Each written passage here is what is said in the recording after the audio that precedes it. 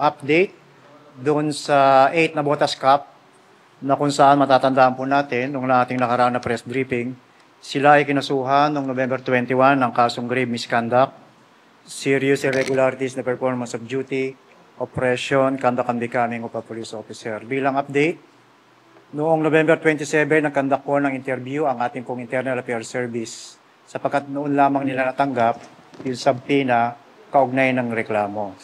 At yung noong November 28, ang NAPOLCOM naman po ay nakandak na po ng separate o parallel investigation kaugnay ng nasabing insidente.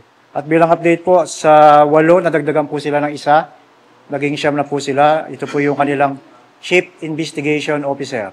Nadagdag po sa bali 9. Sila po ngayon ay mga relieved at nasa District Pihaw po ng Northern Police District. Yeah, yung 8 na Botas Cup na matatandaan natin na inireklamo na torture po. Bali 9. Ang originally po, yung 4 na PNC, at nadagdag po yung kanilang chief investigator. So, relief, sir, habang inimbestigahan, kasi may mga pinapakita po sila evidence po. Tama po yun. Sapagkat matatandaan natin, nung i-report natin nung nakaraang Miyerkules, hindi pa po nila officially natanggap yung reklamo kaugnay sa kanila. Kaya nga po, noong November 27, nagkandak yung IAS, nung pa lang nila natanggap yung subpoena at sinimulan nila yung reklamo.